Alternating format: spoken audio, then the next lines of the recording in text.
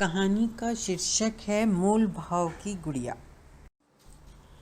आंचल, कल पूनम आंटी की बेटी की सगाई में चलना है, ऑफिस से छुट्टी ले लेना, मीना ने कहा।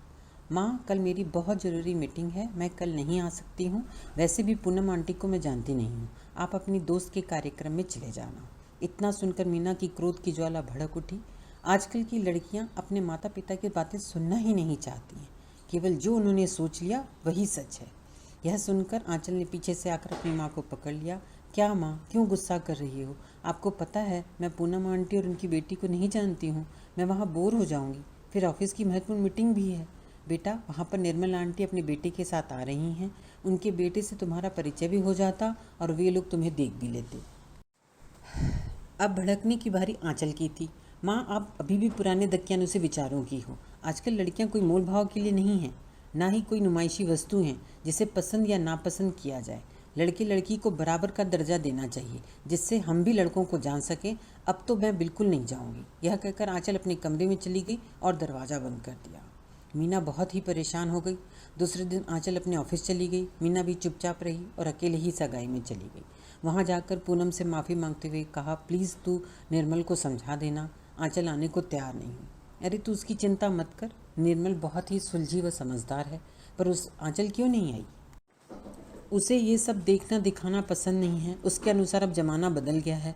अब पहले लड़के और लड़की को मिलना चाहिए, दोनों को आपस में ठीक लगे तब बात आगे बढ़ानी चाहिए। केवल लड़की को ही क्यों देखना है? मीना आंचल की बात बिल्कुल ठीक है, समय के साथ हमें भी अपनी सोच बदलनी चाहिए। निर्मल ने मीना और पूनम के वार्तालाप को सुन लिया। उसने कहा, मीना तुम चिंता मत करो, मैं और मेरा बेटा भी इन्हीं ख्यालातों के हैं। सच ही है, आजकल की लड़कियां भी लड़कों के बराबर पढ़ रही हैं, उनके साथ कंधे से कंधा मिलाकर चल रही हैं। वे कोई नुमाइश का सामान नहीं है। हमें लड़कियों की भावनाओं को समान रूप से तवज्जो देनी चाहिए। निर्मल ने अपने बेटे आकाश को यह बात बताई। उसे आंचल आधुनिक परिप्रेक्ष्य की आत्मविश्वास से भरी नारी के प्रतिबिंब को उजागर करती नजर आई, जिसे अपने अस्तित्व की गरिमा को बनाए रखने के लिए सामाजिक परंपराओं का विरोध करना आता है। माँ, आकाश ने मन ही मन कुछ निर्णय लिया। फिर उसने अपनी माँ से कहा, माँ, मैं आंचल से बात करने के बाद आपको अपना नज़रिया बता दूंगा। आंचल एक कंपनी में ह्यूमन रिसोर्स विभाग में थी। आकाश एक क्लाइंट बनकर उसकी कंपनी में गया। जैसे ही ऑफिस पहुंचा, उसने देखा गुलाबी सूट में एक लड़की बैठी है जो कंप्यूटर में कार्य करने में व्यस्त थी। ढीली सी चोटी, मृगनयनी, गोरा रंग, उस पर गुलाबी दुपट्टा खूब फब रहा था। उसने दरवाज़ा नॉक किया और अपना परिचय दिया। हेलो, मेरा नाम आकाश है, मैं एक क्लाइंट के बतौर आपसे मिलने आया। जैसे ही आंचल ने नज़र उठाई, उसे सफ़ेद पूरी बाहों की शर्ट, काली पैंट, लाल टाई के साथ चमकते हुए काले जूतों में आकाश बहुत स्मार्ट लग रहा था। उसे देखते ही आंचल अपने मन के गलियारों में विचरण करने लगी। उसे आकाश अपनी कल्पना के भावी राजकुमार जैसा प्रतीत हुआ। फिर उसने अपने आप को संभाला और कहा, हेलो आकाश, मेरा नाम आंचल है, बताइए मैं आपकी क्या सहायता कर सकती हूँ?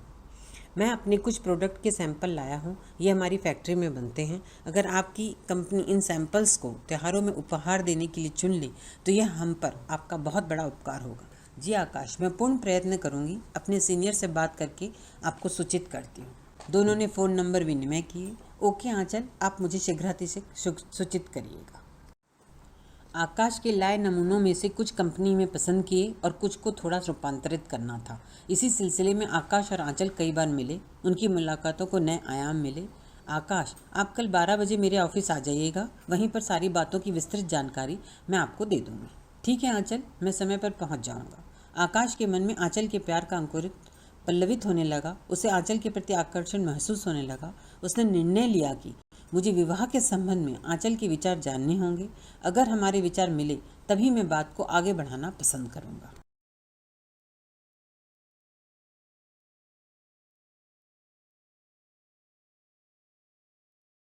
आकाश बताए समय पर ऑफिस पहुंच गया। वहां पर आंचल अपने सतरंगी सूट, खुले बालों में बेहद सुंदर लग रही थी। उसने कहा, आइए आकाश, हमें बिना समय बर्बाद किए सारी बातें कर लेनी चाहिए। धन्यवाद आंचल, आपकी कंपनी से मुझे बिजनेस मिला है। इस खुशी में क्या आप मेरे साथ एक कप कॉफ़ी पी सकती हैं? हाँ बिल्कुल, पर आज नहीं, क्योंकि मेरी ज़रूरी मीटिंग है। अगर कल आपके पास समय हो तो नीचे गार्डन वाले रेस्टोरेंट में मिलते हैं। श्योर, कल मिलते हैं। दूसरे दिन दोनों बताए समय पर कैफ़े में मिले। सर्दी की गुनगुनाती धूप, चारों ओर पेड़ की पौधों की हरितिमा, रंग बिरंगे फूलों से अलंकृत बगीचे के मध्य की टेबल पर वे गए। आंचल ने 2 कॉफ़ी का ऑर्डर किया। उन्होंने आपस में कई औपचारिक अनौपचारिक बातें की। इन्हीं बातों के दौर के बीच आकाश ने पूछा, आंचल, आपका विवाह के संबंध में क्या विचार है? आप सही समझो तो उत्तर देना। हम कई बार मिल चुके हैं, हमारे रिश्ते दोस्ताना हो गए हैं, इसलिए मुझे कोई एतराज़ नहीं है। दरअसल मुझे लड़कियों की नुमाइश बिल्कुल पसंद नहीं है। लड़के वाले देखने आएँ, ये रिवाज अब बंद होना चाहिए। अब लड़कियां भी पढ़ लिख कर अच्छी नौकरी करती हैं। दोनों लड़के लड़की को बराबर का हक मिलना चाहिए। पहले दोनों मिलें और एक दूसरे के विचार जानें। सहमत हों तब घर वाले बात आगे बढ़ा सकते हैं। वैसे आकाश, आपका क्या नज़रिया है इस विषय में? आंचल, मैं आपसे पूर्ण रूप से सहमत हूँ। विवाह को लेकर अब हमारी पीढ़ी का नज़रिया बदल रहा है। आकाश की ये बात आंचल को सटीक लगी और उसने सोचा, आकाश के विचार भी आधुनिक हैं, दक्यानुसी नहीं है। आकाश ने कहा, आंचल, मैं आपको एक राज बताना चाहता हूँ। मैं निर्मल आंटी का बेटा आकाश हूँ। उस दिन सगाई में आपके विचार आपकी मम्मी से सुने। तब मैंने सोचा एक बार आपसे मिलकर ही कोई धारणा बनाई जाए। अतः मैंने ये सारी योजना उसी के खातिर बनाई थी। एकाएक आंचल को लगा कि किसी विद्यार्थी का अचानक पेपर लिया जा रहा है, जिसकी जानकारी उसे न दी गई हो। फिर उसने आकाश को पूछा, आपका अनुभव कैसा रहा? आकाश ने कहा, आप आज के परिवेश की मानसिकता वाली आत्मविश्वास से भरपूर बेहद आकर्षक हैं। आपके बिना किसी हिचक के मेरे समक्ष अपनी भावनाओं को उजागर किया। मैं आपकी कद्र करता हूँ और आपको अपनी जीवन संगनी बनाने को उत्सुक हूँ। आपकी मेरे संबंध में क्या राय है? आंचल ने कहा, आकाश, आप भी नारी को उसका पूर्ण सम्मान देने वाले पुरुष हैं और उसे अपना बराबर का भागीदार मानते हैं। आपकी सोच नए जमाने की है। मुझे भी आपको अपना जीवन साथी बनाना मंजूर है। आकाश ने आंचल के हाथ पर अपना हाथ रखकर स्वीकृति दे दी।